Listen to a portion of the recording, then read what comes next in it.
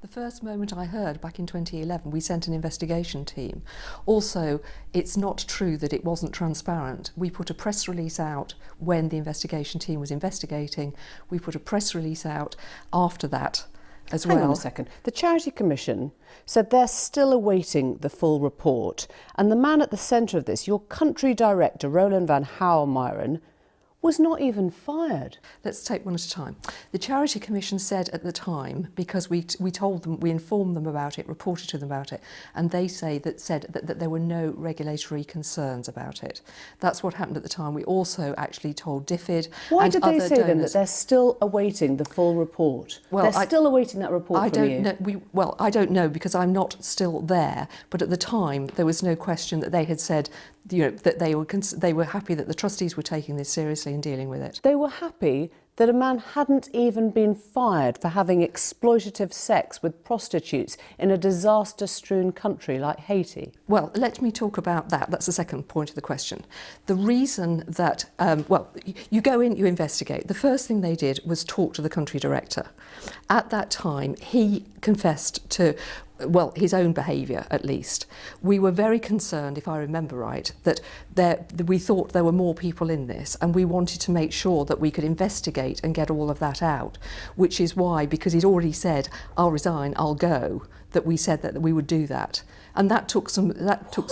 Well, so your country director had admitted to exploitative sexual behaviour, predatory behaviour with young women prostitutes in a country he was meant to be helping, yes. And you just thought, fine. No, of course not. You thought, well, let him go. You paid him an extra month. Well, because we wanted him there, because what we were afraid of was that there were more people there, and we didn't immediately want that exposed, and we wanted to make sure we could get in and also make sure that there wasn't any bullying of the people. Now, so you used somebody who was basically an offender to help you with the investigation? He was an offender because he had used prostitutes.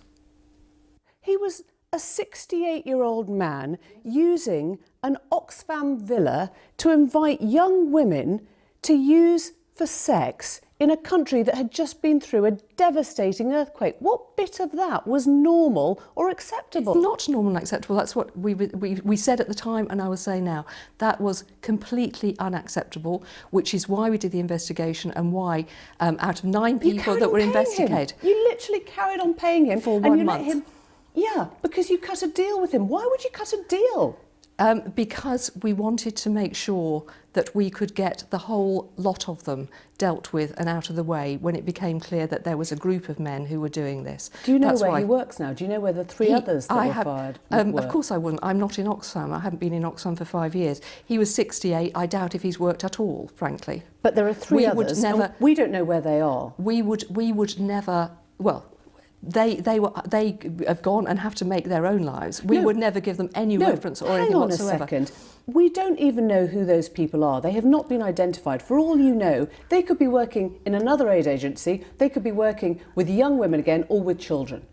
What we did quite a lot at that time with all the agencies, and being clear, all the agencies, not in Haiti only, but in countries where there are emergencies, where there are conflicts, we were all working together to try to make sure that actually nobody that we knew was not responsible, who had that sort of behaviour, would actually come into any other aid agencies.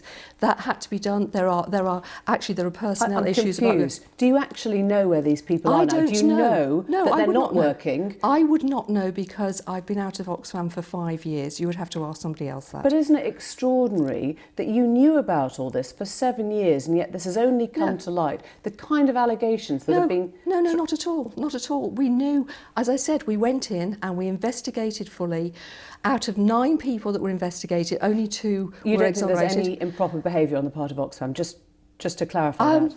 I don't think so. You may have done something different in the past, but these are very difficult circumstances. What do you mean? What I mean is we investigated him. What I would expect an organisation to do is, as you know, these sorts of things are around in all sorts of parts of the world. What you expect the agency to do, though, is to investigate fully and then to actually deal with those people and actually, you know, stop them working and get them out and all the rest of it. So, no, yes, that...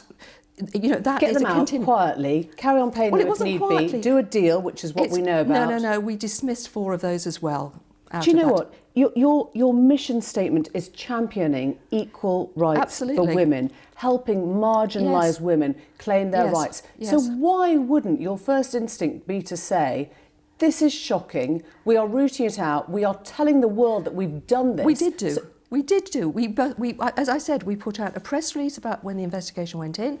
We put So you're out saying a nothing new today, nothing new about the story at all? Well, only things that come in it that we have no idea where they've come from. Do you think that But you at the time, treated we your tried country director in the right way, letting him resign before he was fired, paying him off, Well, yes, only for a month, but still letting him do a deal I and go don't on know. his own I terms? might now, 7 years later, and with hindsight, do something different. But at the time, that seemed like the right thing to do to make sure that this whole thing got closed down as fast as we could possibly do it. Was this the first time you ever heard of exploitative sexual behaviour going on at Oxfam? No. No, because I can only think of one or two, that come to mind. But basically, we had already agreed that any sign that anybody was doing this and there would be an investigation, that investigation was noted and went to our trustee board once a quarter, so that it was really from 2011. But before that. Before that, you knew that there was sexual exploitative behaviour going on. Exploitation is going on, and it was going on, I can't say it is going on, was going on. We knew in a lot of places with Oxfam staff? With some Oxfam staff who had been investigated over I was there 12 years. I can think of probably one, actually, formally, that I know of that absolutely was dismissed. Wouldn't it have been so simple to send out a really clear signal by getting your country director fired and investigated by police instead of allowing him to do a deal that might allow for more cases to come up? Well, we took legal advice in Haiti, and it was made quite clear that the police would not be interested in this. Thank you very much, Barbara. Thank you.